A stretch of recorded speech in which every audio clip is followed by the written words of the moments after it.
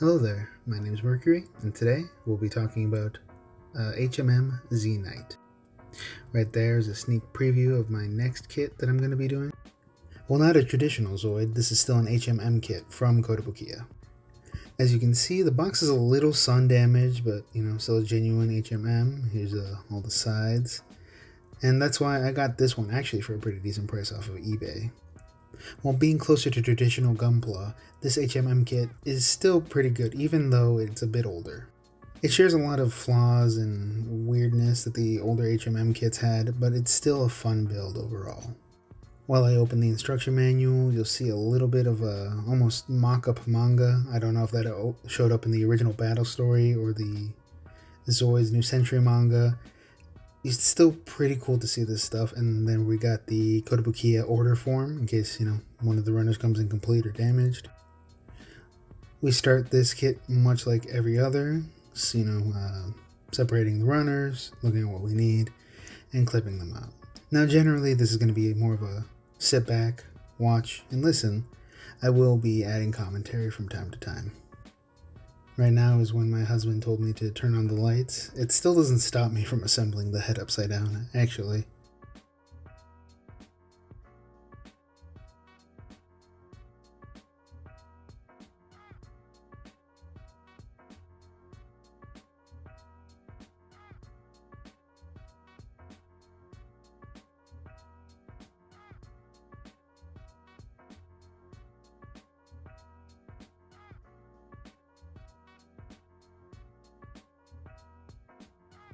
Quick cut to hide my incompetence when putting these together. I swear, no matter how many I build, something always goes wrong.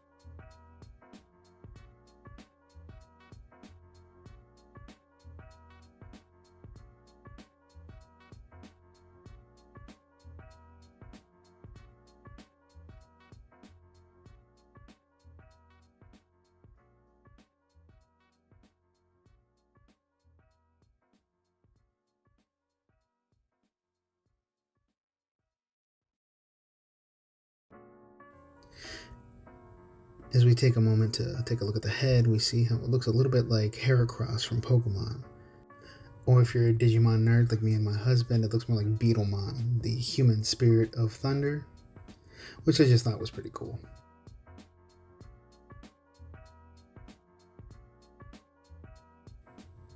Actually, a bit of backstory for the Z Knights line. This one doesn't have a proper name, a code name, model name, anything. It is just called the Z Knight. It's one of two HMM kits that were released for it. The other one was a Marine Kaiser. Unfortunately, it just never gained that much popularity inside or outside of Japan, so we only got the two HMM kits. Though the original line had 22, I believe, 23. Wish we could have gotten them all, but hey, who knows?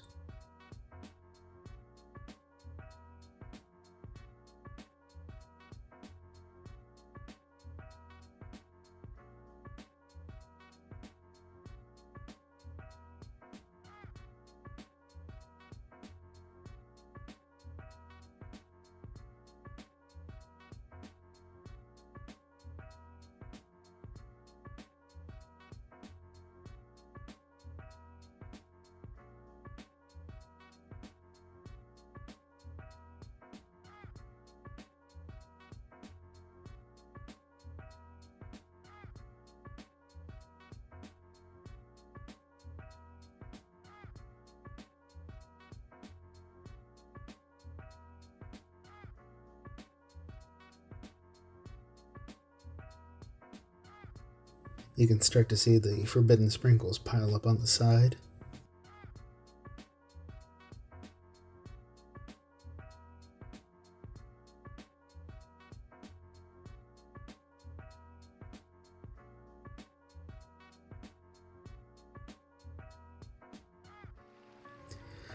It might be something with the saturation or the light source I used, but those reds are coming out really diluted. It looks more orange.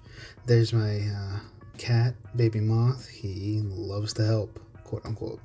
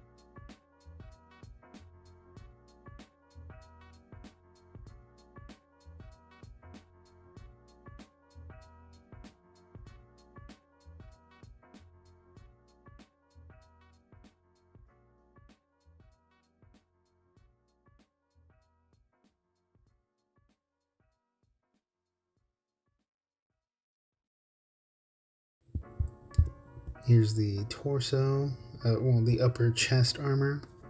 It doesn't stay together that well. I'm probably going to have to go ahead and put some super glue on that once I'm all done with this. And here's my first mistake of the kit, other than assembling the head upside down. In all my years of building kits, I still haven't learned, do not put them together until the instructions tell you to. It does come back to bite me in the butt a little bit later.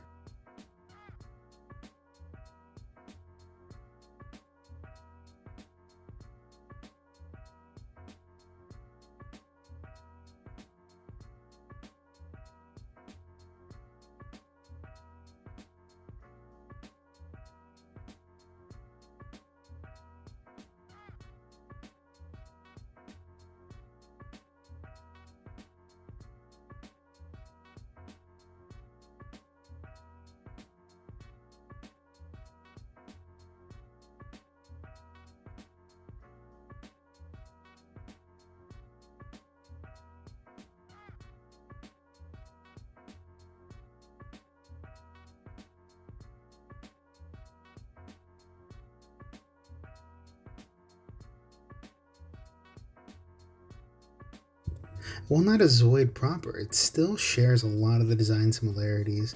As you can see, it has a space for what looks like could be a Z-core. I'd probably, go over and paint it, like in a nice shiny metallic blue. Even if no one sees it, it's more just for me to know it's there. I believe in the lore, they never say that these Z-Knights take place in the same era or universe as Zoids, but they both mention Planet Z, spelled the exact same way, with the Planet Z being spelled the same way in both universes. So to me, I consider it a Zoid. I know a lot of people don't. Even fewer people know what the heck it is. But like I said, I'm just here having fun.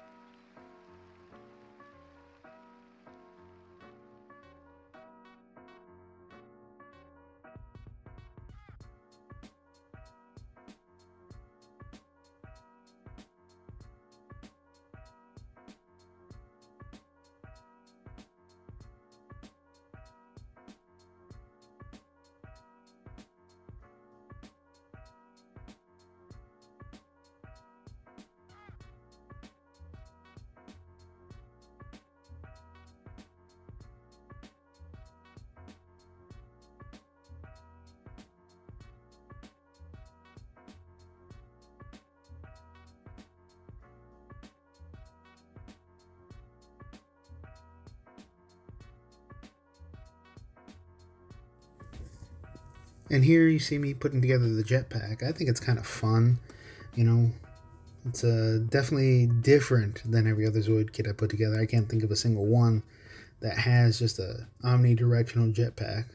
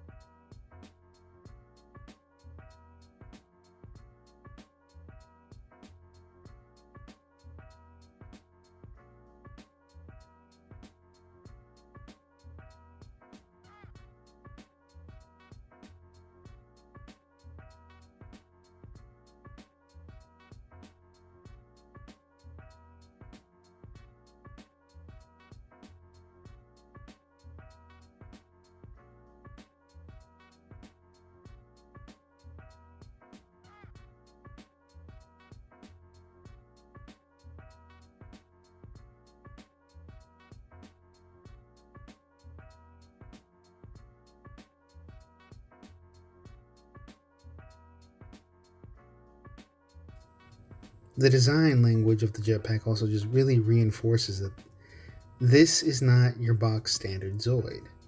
And I think maybe that's why this is one of my favorite builds. I had Zoids growing up as a kid, but I always did end up buying more Gundams and all that.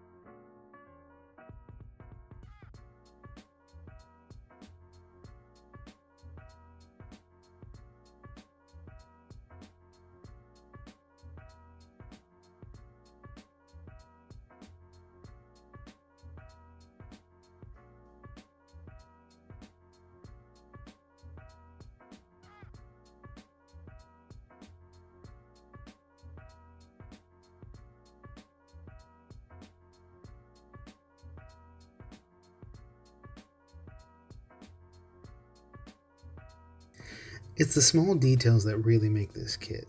For me, it's these tiny, tiny Z caps, and maybe it's something stupid and pedantic, but just seeing these just makes it a Zoid in my mind. It'll always be a Zoid.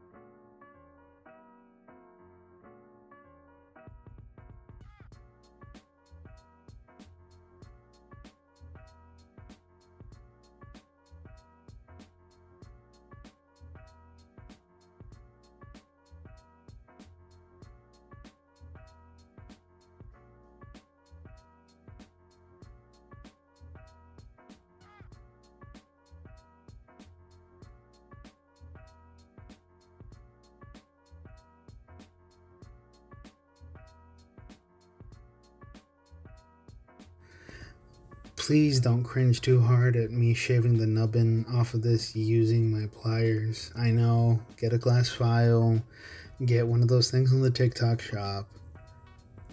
I'm going to, but this is just how I grew up doing kids. I really didn't know much better, and, you know, surely as I build more kits, I'll get better, but I mean, who's to say?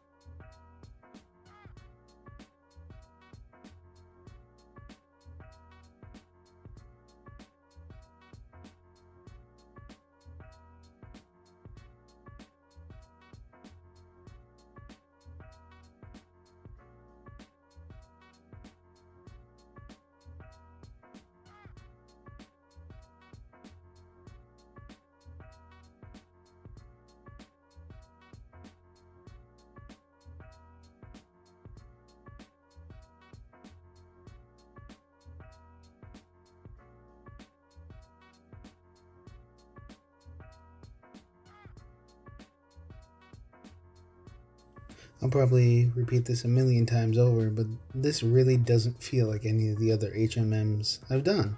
I've done a few. I wouldn't say I'm an expert. I mean, I've only got about 50 kits. There's some people with hundreds or thousands. Big shout out to the Zoids Cult Discord, though. Some of the greatest guys I know there with some of the biggest collections. And there I go again, messing it all up for me. Like I said, folks, you gotta remember, put it all together at the end, because there's always going to be something that messes you up.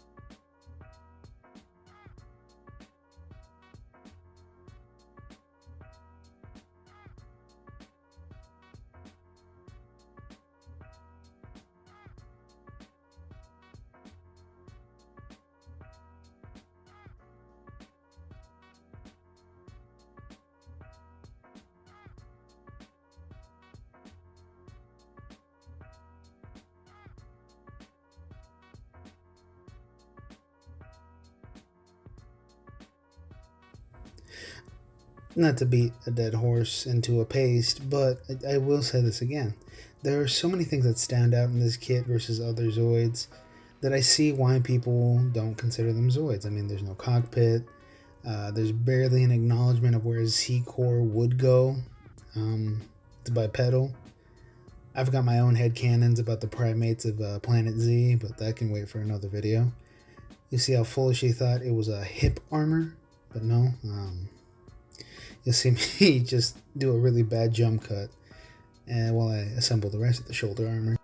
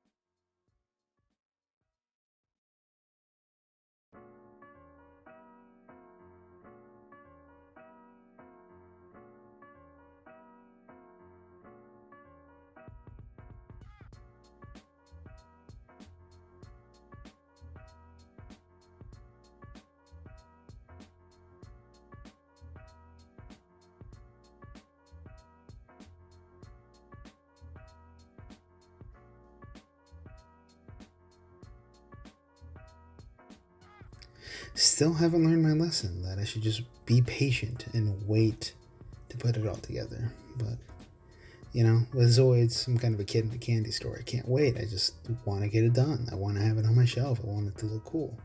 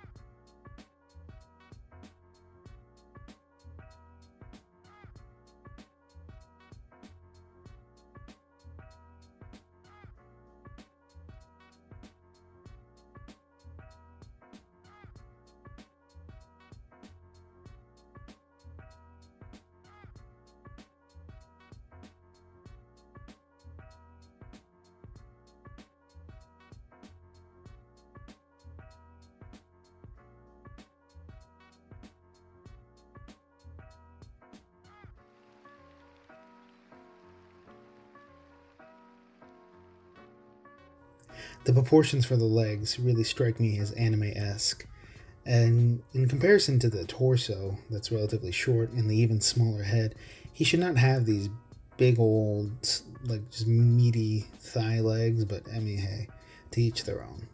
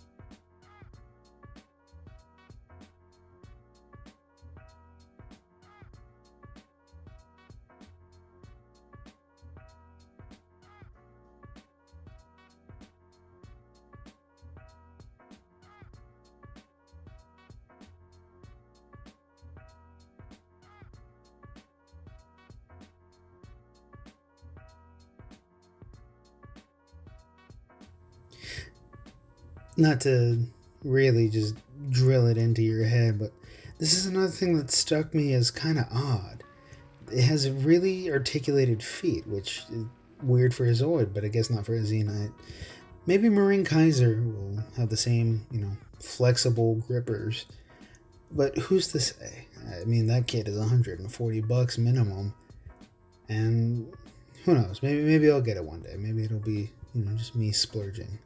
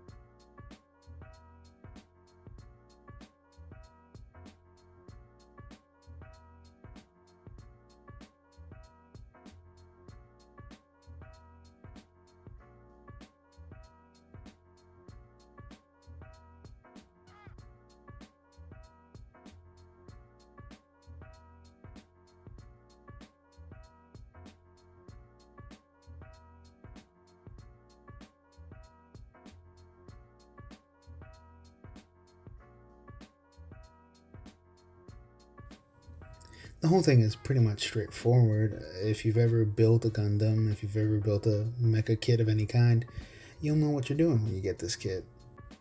It's pretty easy to find, honestly. It's just, you gotta be patient, you gotta find a price that you're willing to pay for it.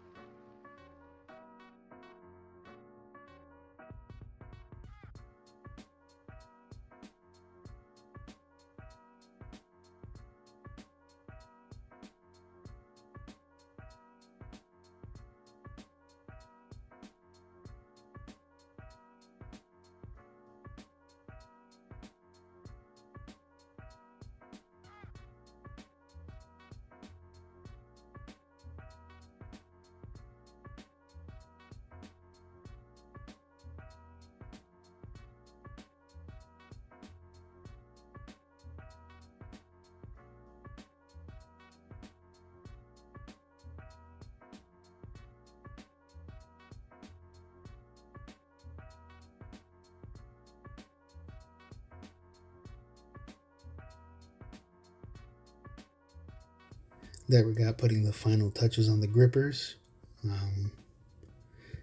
Like I said, it's weird that they're articulated to me, but hey, to each their own.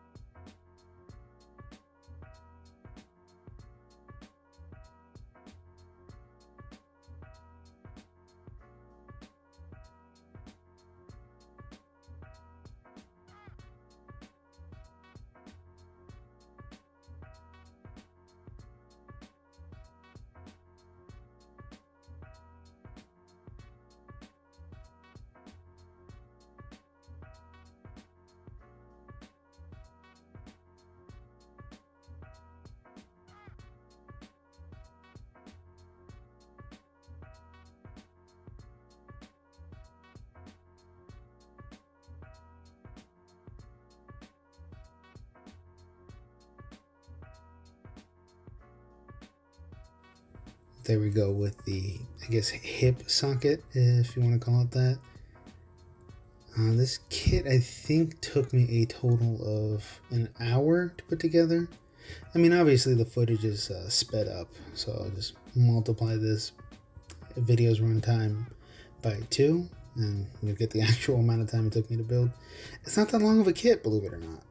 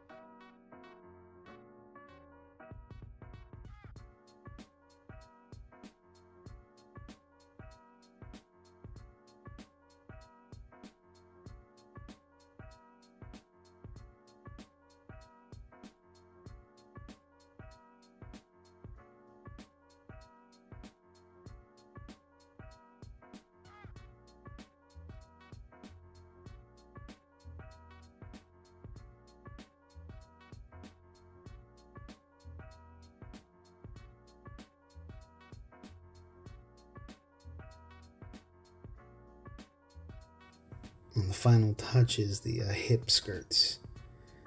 I really do like the samurai beetle-esque aesthetic that it's got going for it. And like I said, as a Digimon, Mecha, and Zoid fan, this just scratches an itch I didn't know I had. Let me just put it on its back to do some size comparisons. Here's a 30-minute missions kit I have, and a Chameleor that my husband got for me for my birthday. It's a fun kit, a little rare, a little expensive. If you can find it for a good price, I'd get it.